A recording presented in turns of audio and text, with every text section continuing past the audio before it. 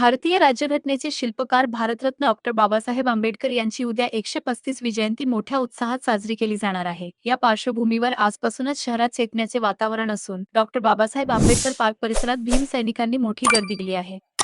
मात्र सायंकाळच्या सुमारास पोलीस आणि तरुण कार्यकर्त्यांमध्ये झालेल्या वादामुळे या परिसरात काही काळ तणाव निर्माण झाला होता। उद्याच्या मुख्य सोहळ्यापूर्वीच महापुरुषाच्या पुतळ्याला वंदन करण्यासाठी, फोटो काढण्यासाठी आणि सोशल मीडियासाठी रील्स बनवण्यासाठी तरुणांनी पार्कवर गर्दी केली होती। यावेळी गर्दीवर नियंत्रण मिळवण्यासाठी आणि वाहतूक व्यवस्थेसाठी पोलिसांनी पार्ककडे जाणाऱ्या मार्गांवर बॅरिकेड्स लावले होते। पोलिसांनी भीमसैनिकांना आत जाण्यास मज्जाव केल्याने कार्यकर्ते संतप्त झाले। परिस्थितीचे गांभीर्य ओळखून पोलिसांनी अखेर नरमाईची भूमिका घेतली। प्रशासनाने लावलेले बॅरिकेड्स हटवण्यात आले आणि वाहनांना पार्कच्या आवारात प्रवेश दिला। रस्ता मोकळा झाल्यानंतर भीमसैनिकांनी शांतता पाळली आणि तणाव निवळला। एकमत डिजिटलकरिता नितीन बनसोडे, लातूर। काय नेमका प्रकार झाला होता? मनपामध्ये होतो आता, म्हणजे लातूर मनपामध्ये कामानिमित्त आलो होतो। इथं काही तरुण अभिवादन करण्यासाठी त्या निमित्ताने इथं आलेले होते आणि त्यांचं म्हणणं आलं की आम्हाला डॉक्टर बाबासाहेब आंबेडकर पार्क या ठिकाणी येण्यासाठी मज्जाव करत आहेत पोलीस प्रशासन।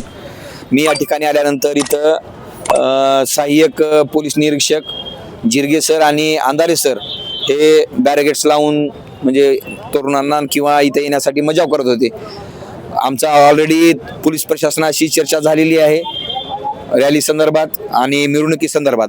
त्यामुळं मला पोलीस प्रशासनाला माझी विनंती आहे की आपण असं काही आजच्या दिवशी आणि उद्याच्या दिवशी काही असे निर्बंध आणून समाजाची आणि बाकी जयंतीची अशी दिशाभूल करू नका, ज्याच्यामुळं चुकीचे मेसेज जातील।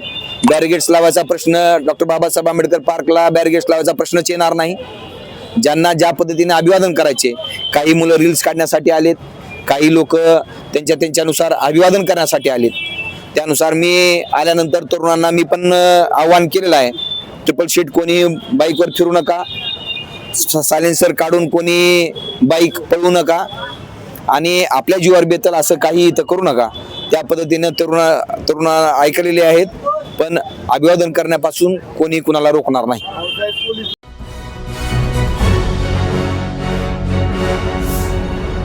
Thanks for watching Ekmat Digital.